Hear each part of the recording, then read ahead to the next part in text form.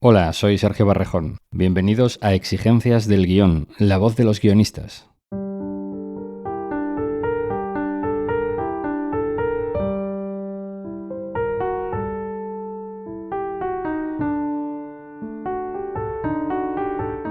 Álvaro Tato es el dramaturgo de dos prestigiosas compañías teatrales, Ron La La y Hay Teatro. Ha adaptado a Lope de Vega y a Calderón de la Barca para la Compañía Nacional de Teatro Clásico, ha recibido varios premios Thalía, ha sido varias veces finalista del premio Max y es profesor de dramaturgia y verso en varios centros educativos, entre ellos el Máster en Creación Teatral que dirige Juan Mayorga en la Universidad Carlos III de Madrid.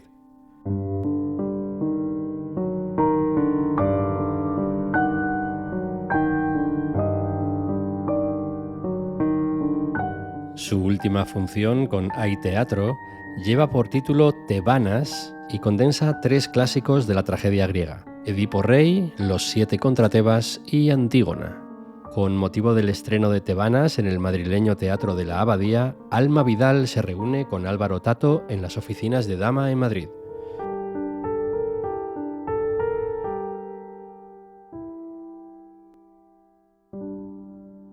La vanidad engendra tiranía y es madre del orgullo del tirano, que cae desde la cumbre cuando en vano quiere subir más alto todavía. Aquel que a su destino desafía o toma la justicia por su mano ha de saber que el cielo soberano le hará pagar con llanto su osadía. Nosotros escribimos nuestras leyes, igual que en los palacios celestiales escrita está la ley del firmamento, porque el oro y la gloria de los reyes solo es al fin, pues son hombres mortales, polvo y ceniza que se lleva el viento. Álvaro Tato, ¿qué hace a la tragedia tragedia? Creo que algo que ya se puede percibir en este soneto, que es una traducción bastante literal, por cierto, de un pasaje de Edipo Rey, de Sófocles, y es el nosotros. Yo creo que la tragedia griega, lejos de ser lo que el tópico nos invita a pensar sobre ella, que es pues un tipo de obra en la que los actores lloran o un tipo de teatro solemne en el que los dioses se ceban con los humanos, que eso a lo mejor un poco sí, pero sobre todo yo creo que la tragedia griega es el canto activo, porque es teatral, del nosotros. Es la colectividad, es la gente, en este caso pues los tebanos y las tebanas, preguntándose o formulándose al público, que en ese momento también forman parte del pueblo o de la ciudadanía, si quieres, que es más bonito quizá, haciéndose las preguntas sobre el poder, sobre el deseo, sobre el amor, sobre el significado de la conducta, de la voluntad, de la violencia, todas esas preguntas que siguen totalmente vigentes 25 siglos después. Y eso es lo que, este nosotros es lo que a día de hoy también nos mantiene vivos cuando hacemos teatro, quizá de alguna manera, ¿no? Esta colectividad es de donde parte quizá todo el teatro, el hecho teatral en sí mismo, ¿no? Estar delante de alguien, trasladándole algo.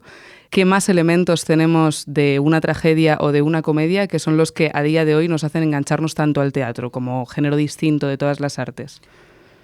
Claro, y es bonito decir esto y intentar responder a esta pregunta que me haces en un blog de guionistas, ¿no? Porque seguramente nuestra más cordial diferencia entre los guiones y los textos o los libretos o como lo quieras llamar o las obras teatrales sea la presencia. Porque, no sé, me da la impresión de que si algo engancha a la gente, si algo hace que volvamos, es lo que decía María Zambrano precisamente en la Antígona de María Zambrano. Los espectadores, los amantes de las artes, no necesitan solo que les cuenten una historia, no necesitan leerla, no necesitan releerla, que también no necesitan verla impresa, no necesitan verla a través de un objeto material, que también necesitan vivirla, revivirla. Si la tragedia griega es la madre del teatro y el teatro, por lo menos el occidental, y el teatro sigue vivo y seguimos necesitando llenar salas, llenar teatros, escribir obras, volver a crear vida del pasado o con obras nuevas, con obras de nuevo cuño, me parece que es por esa necesidad de estar vivos en el mismo sitio y en el mismo lugar. Se trata de una experiencia profundamente analógica, de hecho, es la esencia de la analogía en el doble sentido, ¿no? En que no es digital, pero también en que en la analogía tú eres yo y yo soy tú. O sea, es la posibilidad de ser otros, vamos. Y la posibilidad de ser otros en común, de hacerse las preguntas en común en esta plaza pública que es el teatro. Ya me estoy enrollando mucho, pero lo que quería decir es que esa pequeña diferencia, que me parece menor en realidad, pero muy significativa entre los guiones audiovisuales y el teatro, es tan tonto y tan esencial como la presencia. En el teatro todo sucede por primera vez. En el teatro una rama es un bosque, una espada es una guerra y un ser humano es el ser humano, por tanto. El símbolo en sí, ¿no? Digamos. Sí, el símbolo, y si quieres ser más precisa todavía, dentro del mundo simbólico del ser humano, la metonimia. O sea, y si quieres ser más preciso, la sinécdoque, perdón por el palabra, ya sé que parecen nombres de tortugas, los palabras estos filólogos, pero la sinécdoque en el sentido de la parte por el todo. Bueno, a veces el todo por la parte, pero en el teatro básicamente siempre, tú lo sabes, trabajamos la parte por el todo. En el cine un plano lo ve todo, ve incluso lo que no quiere ver, lo cual es fascinante como acto artístico. Y en el teatro el despojamiento es absoluto, radical, es tan grande que en el teatro nunca tocamos el foro. O sea, el foro, que es como llamamos nosotros como ya sabes, a la tela, al gran telón que suele haber en el fondo de los teatros, salvo que la escenografía sea de Alma Vidal, que suele utilizar mucha escenografía de fondo. Pero cuando hay una experiencia desnuda, en Tebanas, por ejemplo, planteamos un tipo de experiencia muy desnuda, muy sí, lógicamente propia del teatro griego, pues hay un foro, hay un telón negro que no tocamos, porque si tocas ese telón, ese escenario ya es un espacio, ya mide 10x5 o 8 por lo que sea, ¿no? Y sin embargo, si no lo tocas, ese espacio es el espacio que imagine cada espectador. Y es una diferencia, como te digo, pequeña, pero me parece que esencial, ¿no? Sí. Estos recursos, además, la sinécdoque, la metonimia, la metáfora, son los que os caracterizan a Yayo Cáceres y a ti particularmente en todo el trabajo que lleváis haciendo tantos años. ¿Dónde nace este lenguaje vuestro? ¿Nace ya contigo en el texto? ¿Hay cosas que tú le preparas a Yayo en el texto para que él luego con una mano haga una máscara o con un gesto ya genere un discurso entero de miles y miles de personas? Creo que es mutuo. El lanzamiento de metonimias viene muchísimas veces de dirección, otras veces viene de dramaturgia, y lo que nos gusta pensar es que es otra de las grandes ventajas del teatro, esta sí que la comparte plenamente con el medio audiovisual, es que es imposible hacer el teatro solo, ¿no? O sea, incluso en la experiencia más radical de un monólogo, el público siempre, con su imaginación, siempre va a completar, siempre va a ser codramaturgo como mínimo contigo.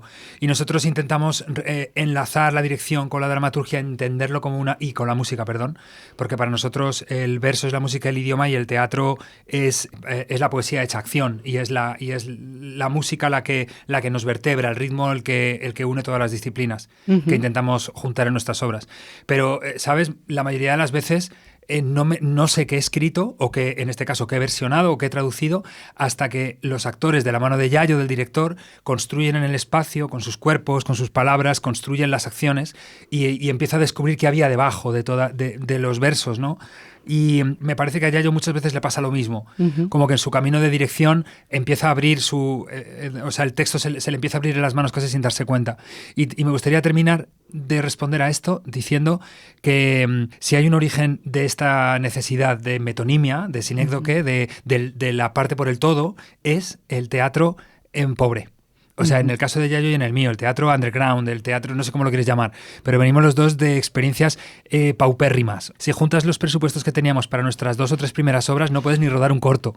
Que eso es otra cosa buena de los teatreros, que no necesitamos absolutamente nada. La imaginación del espectador, todo el talento que puedas reunir, el poco talento que puedas reunir y desde luego muchas horas de trabajo, pero nada más. O sea, realmente no hace falta nada más, ¿no? La famosa frase de Peter Brook, ¿no? De un hombre camina por el espacio y otro lo observa y ya eso ahí constituye un hecho teatral, ¿no? Ya existe el teatro. Estás estrenando Tebanas ahora en Madrid. Para los que no saben qué es Tebanas, cuéntanos un poco de qué va. ¿Cómo es esta obra? Sí, pues te lo cuento con una frase de un actor que no me acuerdo cuál de ellos era, en un ensayo dijo, pero esto de Tebanas Esto de Tebanas es como una fiesta de Nochevieja en familia que acaba particularmente mal. Creo que no te puedo dar una mejor definición de este proyecto, que es, que lo que pretende es juntar en un escenario en hora y 20, hora y media quizá, las 3 grandes tragedias del ciclo de Tebas, que son 3 de las obras masivas, ¿no?, de nuestra cultura, de nuestra herencia teatral, que son, la historia de Edipo Rey y sus hijos, ¿no? Edipo Rey es la primera obra, luego 7 contra Tebas, claro, Edipo Rey de Sófocles, luego 7 contra Tebas de Esquilo, pero la hemos envenenado con un par de escenas robadas a Eurípides de Fenicias, que es otra obra, es menor en Eurípides, pero esas 2 obras son magistrales, y terminamos con Antígona, que es la hija, la superviviente, aunque en realidad la única superviviente es literalmente Sismene, que es la hermana de Antígona y un personaje fascinante. Y también hemos envenenado Tebanas, este ciclo de tragedias encadenadas, unidas por una especie de romancero, para que el público entienda de quién es el hijo de quién y quién es el padre, que nunca nos perdamos, como robado un poco al espíritu del romancero español. Y también hemos incrustado un momento cómico, hemos incrustado una especie de entremés cómico en Redondillas, un homenaje a Aristófanes, en el que vemos todo lo que está sucediendo, estas terribles historias familiares, historias no, sucesos, acontecimientos espantosos, traiciones, violencias, rabia, dolor. Edipo Rey trata de la búsqueda de la verdad a pesar de todo, incluso de uno mismo. 7 contra Tebas trata de la guerra civil, del odio, del amor-odio fraternal. Y Antígona, como no, es la que funda la ley, ¿no? La ley entendida como el equilibrio entre ley de sangre y ley social, no sé cómo decirlo. Pero en cualquier caso intentamos envenenarlo con la visión de los esclavos. O sea, ¿qué pasa con la gente que no tiene poder, que no puede decidir, que no es el hijo? A los que les toca limpiar, vamos, ¿no? A los que les toca limpiar los cadáveres, exactamente, de eso trata. Se llaman los enterradores. Y toda esta visión completa es la que les ofrecemos a los espectadores en el mínimo tiempo posible, para que pase como un suspiro, para que intente ser como una ola que derriba al espectador, llena de pasiones, de odios, de risa, de carcajadas, de todo lo que no es el tópico de la tragedia, ¿no? Tragedia creemos que no es solemnidad, y que la tragedia no trata de gente que llora, trata de gente que no quiere llorar. Hasta el último momento se obstina en no llorar y lucha con su destino, aunque eso signifique convertirse en un héroe. Esto es una cosa muy particular que tiene además Tebanas. De la tragedia siempre se espera un ritmo contundente que cae como una piedra y que para el entendimiento de mucha gente es lento. Pero vosotros generáis toda una sucesión de eventos frenéticos con gente desgarrada y tiene un ritmo loco. ¿Cómo es esto? O sea, ¿cómo ha sido? Aquí en Exigencias nos gusta mucho hablar de los procesos. ¿Cómo sintetizas todas estas obras de las que nos has hablado? ¿Cómo les das este ritmo? Y ahora después te voy a preguntar cómo lo traduces al verso castellano tan bien, porque tremenda movida. Sí, no sé, para hablar del proceso de una manera lo más corta posible, porque viste que estos procesos es el tipo de obra que se fue transformando un proyecto en otro. De hecho, durante la pandemia empezó la primera idea, las primeras escenas traducidas de Edipo Rey. Me obsesioné con Edipo Rey porque me daba cuenta, mientras estábamos encerrados en aquellos meses del confinamiento, me daba cuenta de lo parecido, de lo terriblemente similar que era la situación que estaba viviendo la población civil de cualquier ciudad con los tebanos, con la gente de Tebas reclamándole al poder, reclamándole a Edipo que de alguna manera diera solución a través de la verdad, a través del descubrimiento de quién había asesinado a Layo, porque toda esta tremenda historia de Tebas surge a partir de un asesinato, de un hecho violento, ¿no? Pues le piden cuentas y va traduciendo, y había versos y pasajes que eran tremendamente parecidos. Te recito uno, por ejemplo, que es la plegaria del coro de los tebanos. Hace 25 siglos Sófocles planteó que entraban cantando esto, el coro de tebanos. Despertad, dioses del cielo, viejos dioses inmortales, que dormís entre las nubes de los palacios del aire. Por una plaga maldita morimos de fiebre y hambre. Nuestra tierra no da fruto y nuestros hijos no nacen, y nuestros padres se marchan como bandadas de aves hacia las costas oscuras de las que no vuelve nadie. Despertad, dioses del cielo, viejos dioses inmortales que dormís entre las nubes de los palacios del aire. Y esta mezcla esta mezcla de reclamación a los dioses, cada vez que encendía el telediario, digo, es tan parecido a lo que está diciendo la gente, que empecé a traducir algunas escenas, luego surgió la posibilidad de montar un Edipo, luego se nos cayó en fin, fue tomando forma. Y para ser un poco más concreto, evidentemente el proceso parte del estudio, de la traducción, de la lectura sistemática de todas las versiones que hay, porque mi griego clásico está oxidadísimo.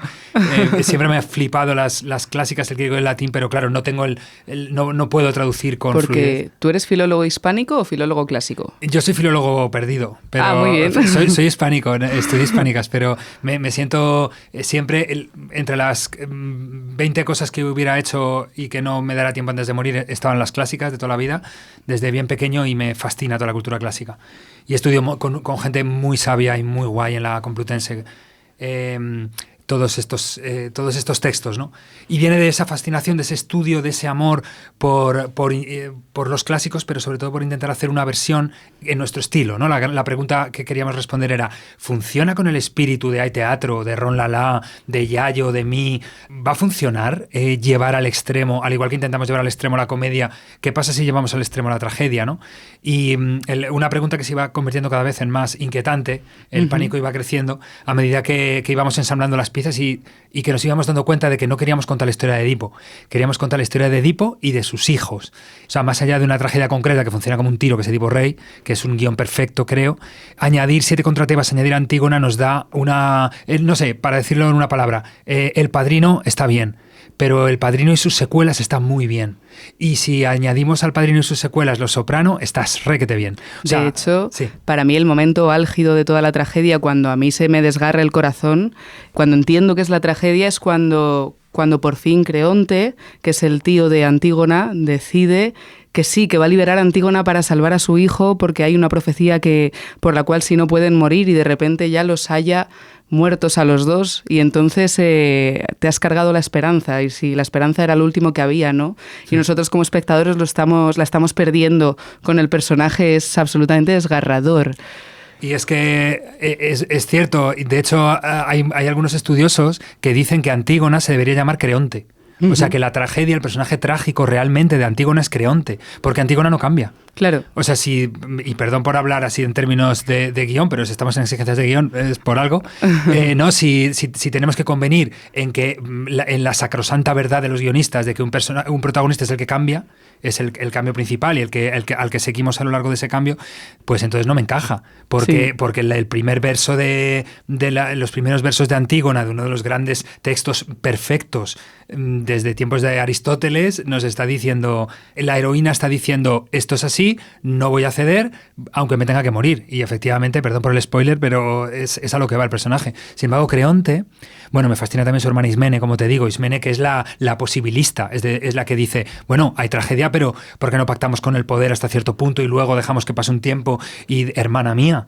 Pues no, la voz de la razón no es escuchada por Antígona. Sin embargo, Creonte cambia. Creonte vive la catástrofe que dices, es un desastre. De hecho, en la versión original no solamente muere su hijo Hemón, que es el prometido de Antígona, sino que también muere su mujer, que es una muerte espantosa, que ya no quisimos incluir porque nos parecía que era metonímico. Una muerte simboliza todas las muertes, ¿no? Se te muere el hijo que más quieres y bueno, ya hemos entendido que tu catástrofe es absoluta, que no quieres vivir. Y dice él, ya no soy nada, ¿no? Que es lo peor que podía decir un griego de la época. Es la no existencia, ¿no? El ostracismo de uno mismo. Pero vaya rima más rara me ha salido.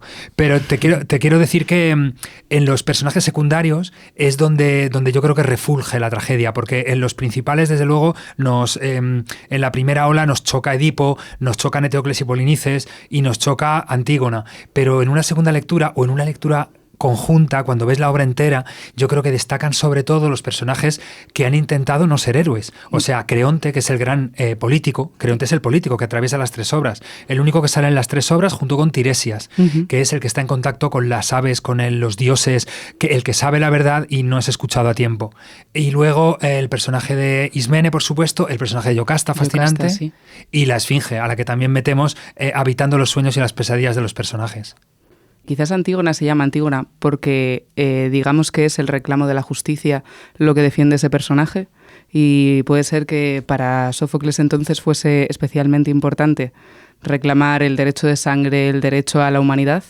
Desde luego, sí, muy bien apuntado, está claro. Ya lo hemos dicho antes, pero creo que es bonito recordar y decir bien claro que la tragedia es fundacional desde el punto de vista de los guiones, de la escritura teatral, es la fundación de nuestro código de contar historias en un escenario, pero también representa la fundación de la democracia. Uh-huh. O sea, representa literalmente, porque está creada en la Grecia ática, o sea, en el siglo V a.C., es la Grecia de Pericles. O sea, de hecho, estos escritores son contemporáneos de Pericles. Y no es baladí decir esto, porque voy a intentar a ver si encuentro... Sí, por aquí está.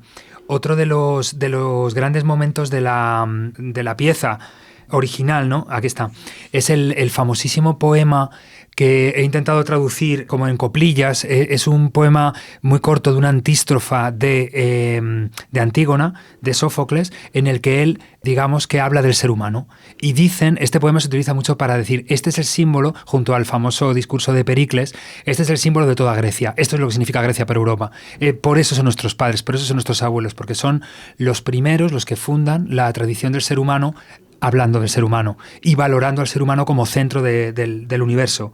El coro canta: de las maravillas del cielo y la tierra, es el ser humano la mayor de ellas. Cabalga todos los mares sobre el lomo de las olas, y la tierra le da frutos cuando la raja y la doma. Atrapa bestias y fieras de montes, mares y cielos con las redes y los lazos que teje su pensamiento. Inventa aladas palabras, levanta ciudades nuevas, escudos contra los dardos del frío y de la tormenta. Todo lo sueña y lo forja, todo lo invade y lo vence. Tan solo frena su brío la maldición de la muerte. Y luego repite: de las maravillas del cielo y la tierra, es el ser humano la mayor de ellas. Pero termina con una advertencia que me parece fascinante, que dice: quien con malos fines usa tales dones, no merece el don de llamarse hombre. Y te deja pensando. Porque dices, la democracia no va de la libertad individual, va de la libertad individual hasta el límite de la tuya, o sea, la mía hasta el límite de la tuya. Y de eso trata la tragedia griega, de quiénes somos nosotros como sociedad, como Europa, como construcción simbólica. Tebas es Atenas. O sea, Tebas es el espejo de Atenas, está al lado. De hecho, el verano pasado, Marta y yo viajamos a Tebas a ver qué quedaba de aquello. ¿Y qué tal? Muy poco. No quedaba nada. O sea, fue un viaje un poco... a ver, en Atenas está todo y es una pasada, pero claro, sales a la carretera, estás 2 horas conduciendo y de pronto llegas a yo qué sé, bueno, Tebas existe y está un poco en medio de la nada, al lado de un río seco, porque el famoso río de Tebas ya no existe. Entonces, claro, en Google Maps ponía dónde estaban las 7 puertas. Y yo digo, hostia, igual están ahí. Pero claro, era un gracioso que había puesto dónde estarían en la época. Pero claro, lo que había era un ultramarino. Claro, una gasolinera. Y efectivamente, y salimos a buscar la única... Bueno, hay un palacio totalmente destruido, pero que es de época micénica, en la vía principal, que es muy pequeñita. Y entonces nos fuimos a ver la tumba de Antígona. Y la tumba de Antígona es una especie de hueco, de madriguera, micénica, también de época micénica, pero que está en medio de una loma de pinos, totalmente rodeada de condones tirados, de latas de tal, que está en el barrio de los mecánicos de coches. Wow, eso casi le da más valor, ¿no? Es como una traducción grotesca, pero ahí está. Ahí está, y ese es el símbolo, ¿no? De aún así sigue el magma simbólico sigue aquí, pero es el siglo XXI, y eso es también lo que queremos contar en la obra, o lo que queremos compartir con los espectadores, que los clásicos son clásicos porque están vivos, o sea, no, es precisamente su naturaleza de vida la que hace que los necesitemos representar, que no es nada que haya que rescatar, ni que venerar, ni que mirar de manera, no sé, como si fueran santos laicos. No, nos miran a los ojos y siguen siendo adolescentes, son los permanentes adolescentes. Hay otra cosa de la que se ocupa la tragedia, tanto la clásica como la contemporánea, y para mí lo más interesante es ver cómo se va actualizando según cómo cambia, digamos, el concepto, que viene a ser el destino del hombre, ¿no? Tebanas, hay un momento en que Yocasta dice: si no hay nada seguro, si no hay destino claro, si el azar es el rey de nuestras vidas, ¿por qué sentir temor? Y esto de alguna manera también habla de nosotros. ¿Cuánta gente a día de hoy sigue creyendo en lo que de alguna manera está pactado? Llámalo Dios, llámalo vida, llámalo el zodiaco o el azar, ¿no? Y yo creo que lo más interesante de la tragedia, de cómo va evolucionando, es cómo va cambiando el foco, ¿no? cómo la acción humana quizás cada vez va cogiendo más voluntad. Cuando leemos La vida es sueño, es brutal todo ese cuestionamiento tan moderno para aquel entonces de hasta qué punto todo esto se lo ha generado un padre que no ha sabido ser padre, ¿no? Totalmente, total. Sería una especie de tragedia ya moderna desde ese punto de vista que dices, ¿no? Es muy, muy interesante que hayas mencionado ese fragmento de Yocasta porque es efectivamente una mirada al abismo, ¿no? De decir, si estás teniendo signos alrededor de que los dioses no están ahí, ¿por qué sigues buscando? Sí. Pero si te das cuenta, también es una estrategia, que eso es lo genial de Sófocles, que no da puntada sin hilo en el sentido en que, y yo creo que es una lección muy grata para todos los que nos dedicamos a guión y a escribir, que todo tiene dos capas, o tres. En realidad Yocasta ya lo sabe. Yocasta ya sabe que su marido es su hijo. Sí. Él ya lo sabe, pero el hijo no lo sabe todavía, por esta ironía dramática de que va descubriendo chinita tras chinita, ¿no? Como si fuera un detective. Ella ya lo sabe y utiliza el argumento a decir, pero déjalo, tío, déjalo. Si no ves que no tiene sentido nada, pero ella sabe perfectamente que sí que tiene un sentido, que efectivamente, como dices, la tragedia se va modificando y va como lanzándonos diferentes prismas de lo que significa ser humano. Y quizá la gran potencia que tiene es que no te da respuestas cerradas, siempre te propone las preguntas de la manera más hermosa, terrible, sublime, salvaje, no sé cómo llamarlo, posible. En cada época. O sea, lees La vida es sueño y evidentemente en La vida es sueño la cantidad de poesía que hay por centímetro cuadrado es seguramente inaccesible para nadie que no sea Shakespeare quizá. Total. Pero lo que late debajo son las preguntas de siempre. Es en el fondo lo que acabas de decir, el padre que no ha sabido ser padre y el adolescente que no sabe crecer. Porque ¿qué otra cosa es Segismundo sino nosotros mismos a los 15 años dudando entre nuestra identidad y sobrándonos de poder cuando lo tenemos, ¿no? Total. Háblame un poco del verso, o sea, tú estás muy acostumbrado a trabajar todo tipo de verso, de estrofas, de estructuras. ¿Cómo ha sido meterte en esta traducción tan loca y tan bien llevada? Porque claro, al traértelo al metro español, no solo coge rítmica, sino que de repente te ves involucrado dentro de todo lo que está sucediendo, es muy cercano. Y también, claro, ¿cómo has elegido cada estrofa? ¿Tú eres lopesco para eso? O sea, ¿sigues unas reglas determinadas o te tiras a la intuición con lo que te pide la escena? Soy totalmente lopesco en el sentido en que Lope nos invita a hacer lo que nos dé la gana. O sea, desde el punto que no significa hacer cualquier cosa, sí. En absoluto. Significa lo que tú consideres más adecuado para cada escena. O sea, el metro, la métrica, el tipo de verso que consideres más adecuado, ese es el que debes utilizar. De eso habla toda la comedia nueva de Lope y el arte nuevo de hacer comedias en particular. Es una invitación a la libertad controlada, a como escritores de verso aplicar la métrica que requiere cada escena o cada personaje y eso sí que lo sigo a rajatabla. Vamos, Lope para mí es el escritor. Para mí es el escritor por supuesto con Cervantes en narrativa, pero bueno, en fin, pero para no enrollarme. En este caso, claro, como había que traducir un montón de tipos de métrica griega, que además, claro, que son unos metros que no solo es que yo no los puedo traducir con fluidez, sino que es que no sabemos bien cómo sonaban. O sea, los famosos acentos suaves y acentos graves, el famoso tipo de acentuación, los yámbicos, los troqueos, todo ese sistema, sabemos que se podría parecer más o menos a nuestros acentos, a los acentos de los versos, pero no sabemos exactamente cómo casaban, ni en griego ni en latín. Aunque hay algunos que dicen que sí que pueden recitar en hexámetros o en pentámetros yámbicos, en realidad están recitando una especie de rap que se podría parecer, pero que no lo sabemos. ¿Cómo lo vamos a saber? Claro, no tenían podcast en aquel. Entonces, claro, el intento es traducir con la máxima fidelidad posible, pero la fidelidad para mí no tiene nada que ver con la reverencia. Para mí hay que ser fiel, pero jamás reverente. Y por supuesto, Tebanas es una versión libre de Sófocles, de Esquilo y de Eurípides.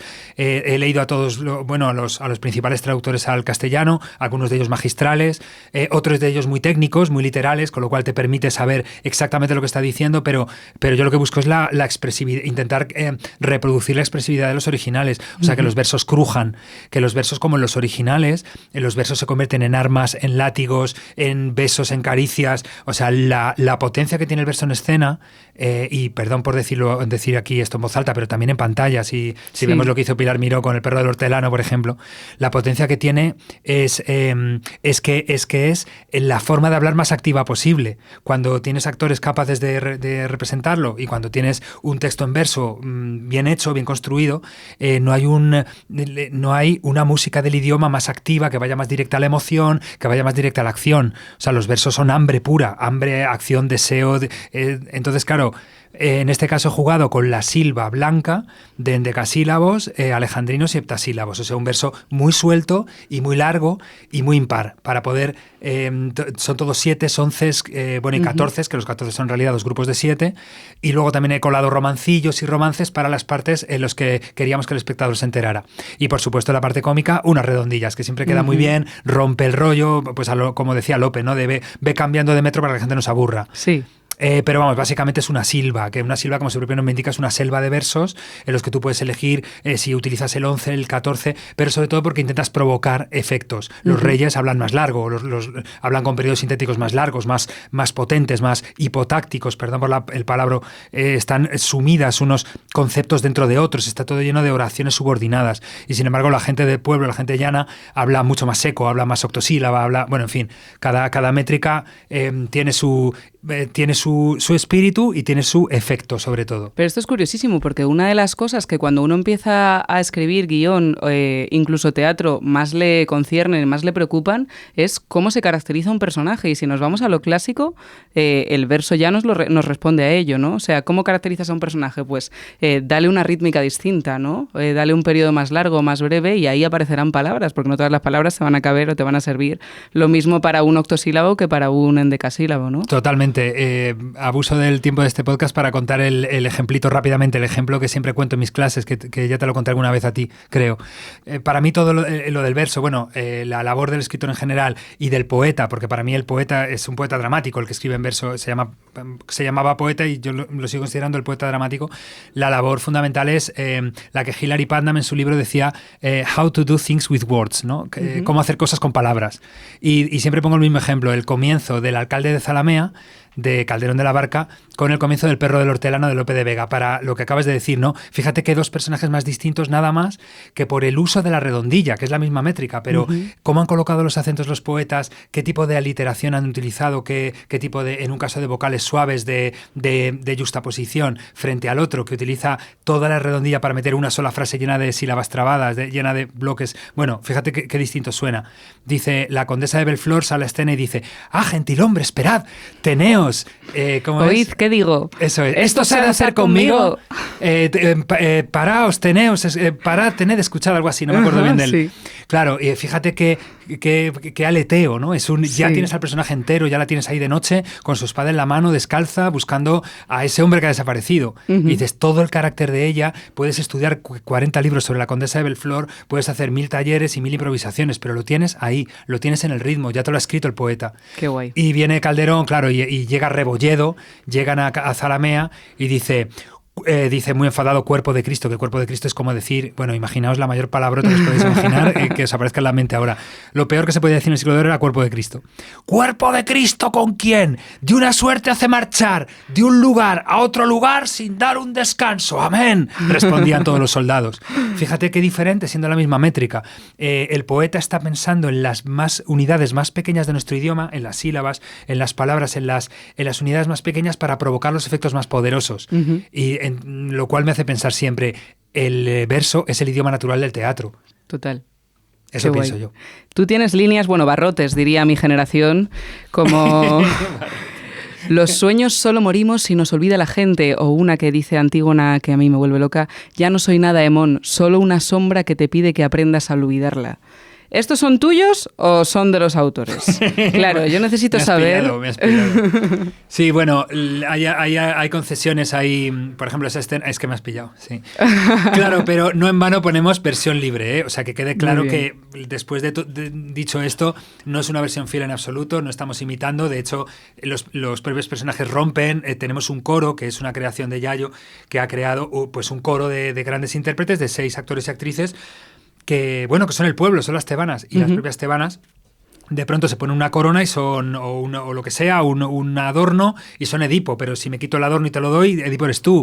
O sea, como que todo emana del coro, del colectivo. Y efectivamente nos hemos permitido en algún momento esos barrotes, como dices tú, nos hemos permitido pues incluir alguna pequeña escena de clavo, ¿no? Como los músicos dicen, ¿no? Como meter cosas de clavo que nos podían interesar. Por ejemplo, hay un fragmento de Tiresias que no dice en la obra original, pero que nos parecía súper interesante recordar la visión de Tebas que te acabo de contar. La sensación de llegar a un lugar que ya no es y que va a morir. Como si Tiresias pudiera ver la Tebas del siglo XXI. Dice Tiresias en un momento, me prendo unos versos que son originalmente de Eurípides, no, perdona, de Esquilo, y empieza a decir: fiera raza tebana, nacida de los dientes de un dragón, fiera raza crecida en la frontera entre el hombre y la bestia, fiera raza que acecha la sombra de las alas de la esfinge, y nos dejamos llevar a una pequeña imagen que es la Tebas del año pasado, bajo el sol de agosto. Vieja ciudad de Tebas, vieja tierra tebana, la de las 7 puertas, la de la gran muralla, un día serás polvo, un día serás nada, un día serás solo un nombre sobre un mapa, un día serás eco de una voz olvidada y un puñado de ruinas en medio de una calle solitaria, que es justo lo que queda de Tebas, las ruinas de un palacio. Y es un acto de amor por los clásicos, pero es evidentemente una muestra de mucho morro, de echarle mucho morro y decir, bueno, en Tebanas contamos también, nos dejamos jugar, ¿no? Nos metemos ahí a trapo a jugar. Nos has mencionado antes la música, Tebanas está llena de música. ¿Cómo creáis la música? ¿Escribes tú para la canción se crea a partir de un texto que tú has hecho? Porque esto sucede en Aiteatro, sucede en Ron La La, imagino que tenéis procesos diferentes. ¿Cómo es? Depende del proceso y depende de la obra. Muchas veces es una carretera de doble sentido. Y desde luego hay obras que vienen ya con la letra puesta prácticamente, ¿no? Porque es obvio, ¿no? Cuando necesitas un respiro, cuando necesitas un salto entre escenas, o cuando una escena trágica está condensada o requiere un clímax. O sea, pero te debo decir que, claro, Yayo Cáceres, que es el director, pero es también el creador de la música, aunque los arreglos luego los hayan hecho Yayo junto a los actores, junto a Marta Stahl, a Mario Salas de Rueda, que son los músicos, a Fran García también. Bueno, ellos han ido tejiendo esa música, pero los temas originales son de Yayo. Y te debo decir que Yayo es, en ese sentido, un gran poeta. O sea, es una gozada poder trabajar con un director que entiende la dirección como una dramaturgia, que entiende la música como dramaturgia.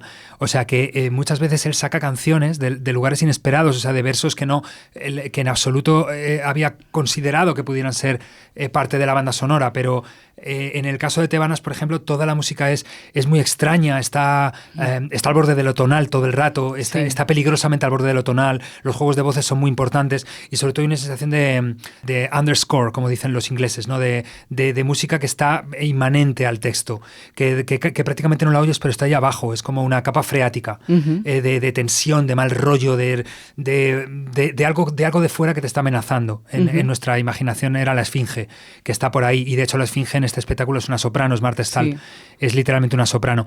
Pero es que Yayo, además como director, esconde a los músicos, o sea, oyes música todo el rato, pero en realidad el único momento que la ves es el violín de Mario durante la introducción y en el momento de la comedia, en el momento de Aristófanes, porque es muy bonito ver el violín y verle tocar, pero casi todos los músicos, el piano, la percusión, están escondidas detrás de un panel, detrás de una gasa, ¿no? Pero se está tocando en directo. En riguroso directo. Claro, porque para nosotros la música tiene que ser en directo, es teatro. Creemos que los intérpretes, que los actores son intérpretes y que solo pueden ser poetas, intérpretes de escenarios y saben cantar y tocar y moverse. Esto es muy espectacular porque, claro, cada vez que vemos una obra vuestra en las dos compañías, vemos por un lado al personaje, estamos con él, atravesamos toda la historia y atravesamos lo que nos está cuestionando, pero luego vemos trabajar al actor. Le vemos salir, entrar, cambiarse, tocar, hacer cambios brutales de personajes en una milésima de segundo, ¿no? Claro, porque ese es un recurso que a los teatreros nos resulta muy útil, sobre todo los que hacemos clásicos, porque yo creo que una de las partes que más fascina al espectador contemporáneo de ver teatro es que está pasando. Claro. O sea, vivimos en un mundo en el que nada está pasando, ni lo que hacemos en redes es todo postizo, es todo mentira. Y ahora con las IAs, que han amenazado a todas las artes, menos al nuestro, porque, o sea, todavía, vete a saber.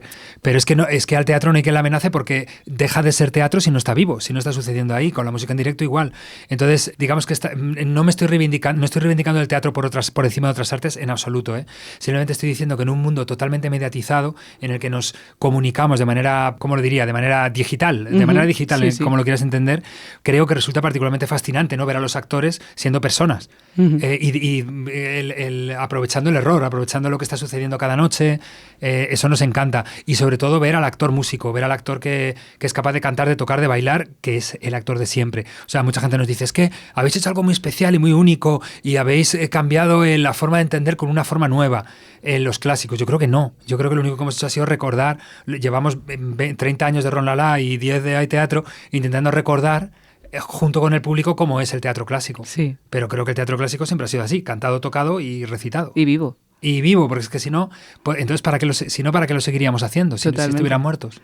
Tú además escribes desde hace mucho tiempo y te has formado en las tablas, o sea, tú has sido actor muchos años y además tocas el cajón increíble. Todo esto condiciona tu manera de escribir. Bueno, gracias por lo increíble, que no es cierto, pero claro que me condiciona. Sí, me salvó la vida ponerme el chándal. Uh-huh. Porque era muy mental, utilizaba muchos más palabras de esos filólogos que ya te he soltado alguno. Llevo un rato un poco pedantón. Bueno, quiero decir que, claro, ser actor te cambia completamente la forma en que percibes el lenguaje. Uh-huh. Y por tanto las historias que estás contando, porque cuando has vivido un escenario, cuando has tenido la experiencia de estar en gira con espectáculos, los errores te duelen literalmente. O sea, estás en escena.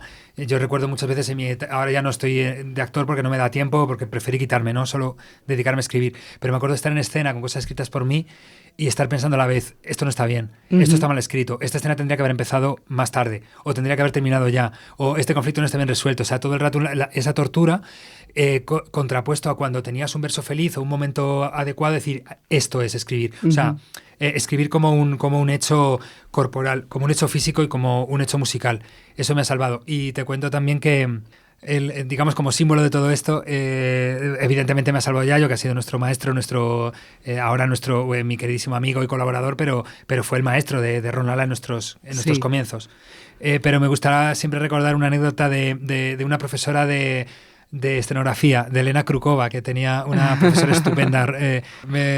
Terminamos el último día de clase y todos hacemos unas escenografías. Éramos en clase de dirección, vamos, que tampoco es que fueran escenografías que fueran a cambiar. Es que además estudiaste dirección en la RESAD, claro. Sí, estudié unos años de dirección en la RESAD, sí. Y entonces Krukova mira los proyectos de cada uno y se me queda mirando y me dice algo que si no me dieran miedo las agujas me lo tatuaría, me dijo: Tato, tú has hecho bonito paraguas, rájalo.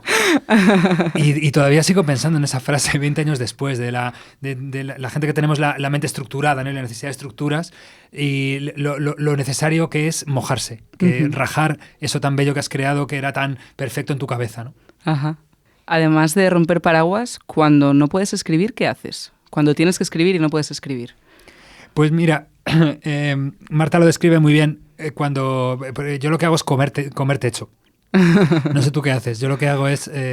¿Tú qué haces? Yo como mucho techo. ¿Comes también. techo? Sí, vale. Tengo perros, entonces paseo, claro. Esa es buenísima. Juego con ellos y eso despierta mogollón. Sí, esa es buenísima. Pasear viajar y pasear es buenísima. Yo lo que hago es, como tengo gato y no le vale con la terraza, me quedo comiendo techo y entonces pasa Marta y me dice... Y pone la voz de Félix Rodríguez de la Fuente. Y entonces dice, el dramaturgo se encuentra escribiendo su última obra. Bueno, tenemos esa broma entre nosotros, pero en realidad cuando hay que escribir, no sé si a ti te pasa, pero cuando hay un plazo de entrega, que es casi siempre, afortunadamente, porque tengo un montón de proyectos, estoy en un montón de cosas y tengo la suerte de tener plazos de entrega y gente que me lo exige, uh-huh. Pues a comer techo hasta que salga algo. Todos los días o casi todos los días... Y luego de ese magma, de esa un poco desesperante a veces, no sé si te pasa, de quedarte en el sofá mirando al techo, diciendo, con tu libreta en la mano, diciendo, necesito tener esta línea de trama, uh-huh. Lo necesito hoy, lo necesito ayer, más bien. Y de esa desesperación a lo mejor en ese momento no sale, pero llega un momento en el que sale, ¿no?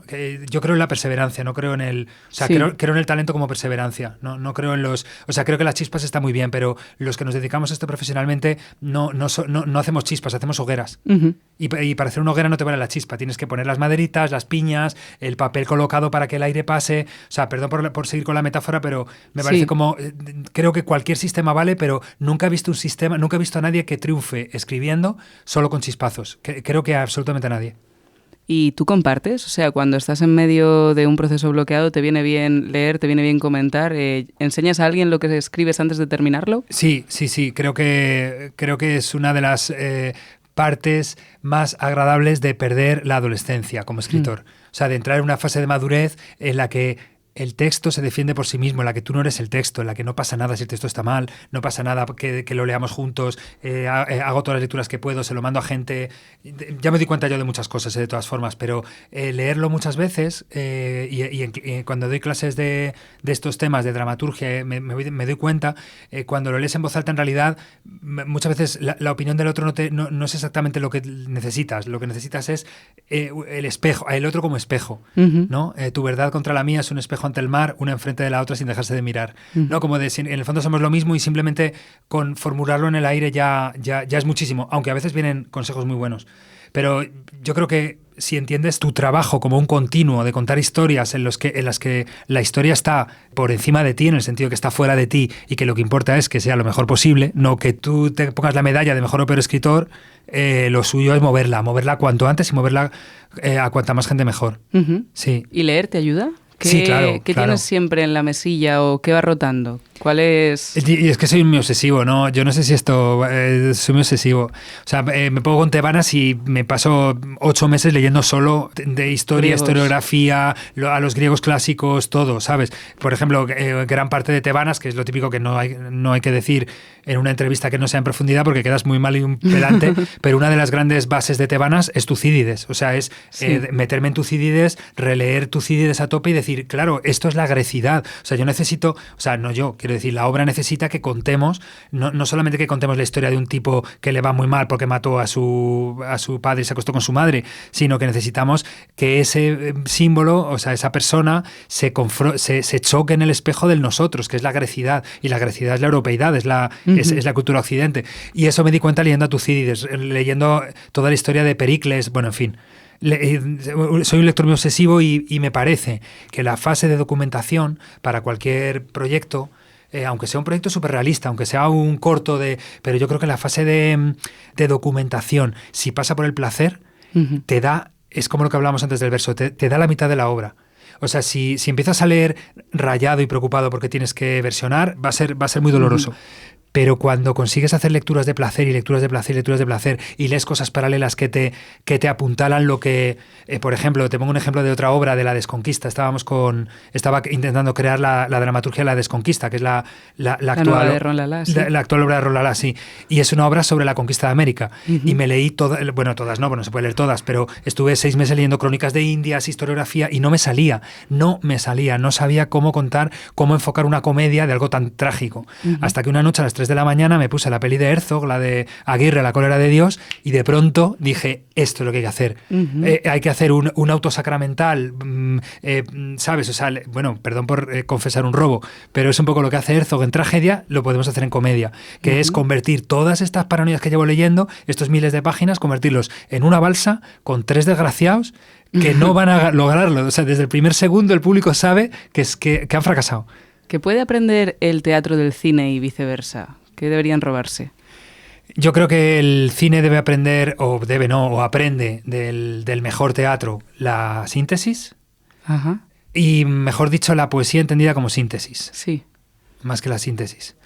Y me gusta pensar que el teatro le roba felizmente al mejor cine, no sé si decir el fuera de campo o el fondo de campo. O sea, cuando veo en obras de teatro cosas que pasan que no encajan bien con la lógica aristotélica, con todos los tratados que hemos leído todos para intentar escribir mejor y tal, y está bien empleado y de alguna manera ilumina lo que estamos viendo de una manera inesperada, me parece un robo fascinante, ¿no? Como esos personajes que pasaban por ahí. No sé si me explico, ¿no?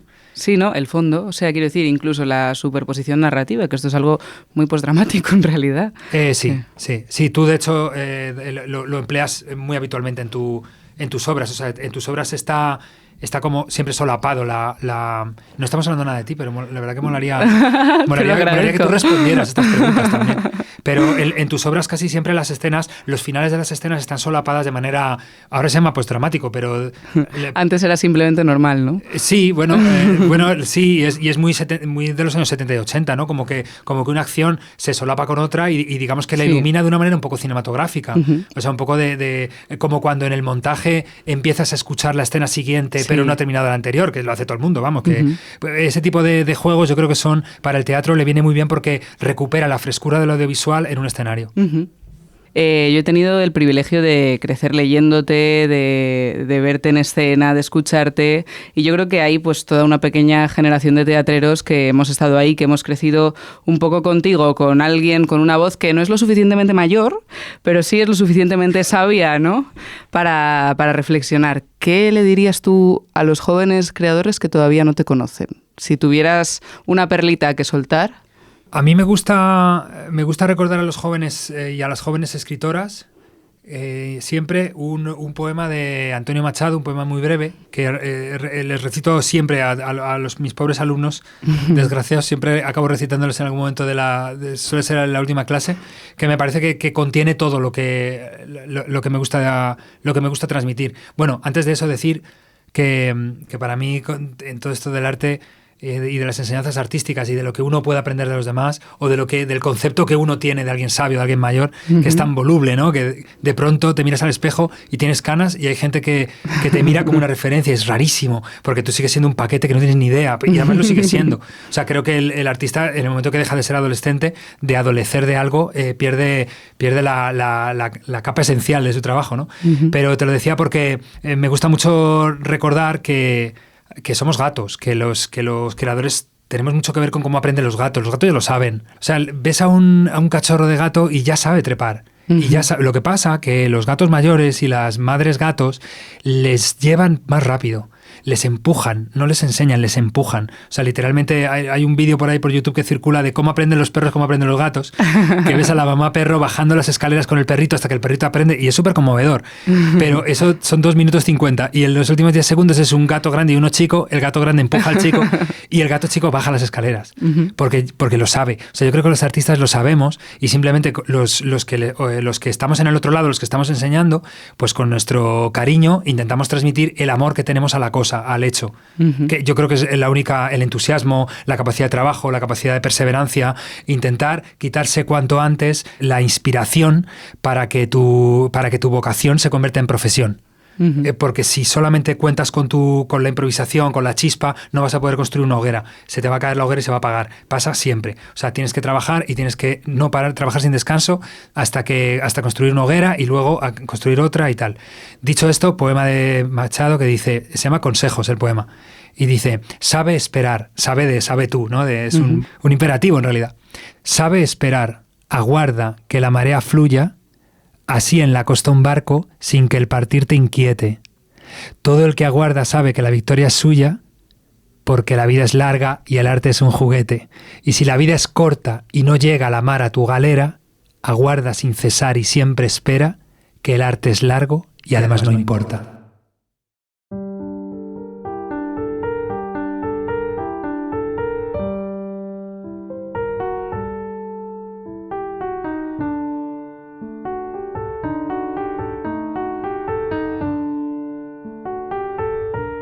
Gracias por escuchar Exigencias del Guión.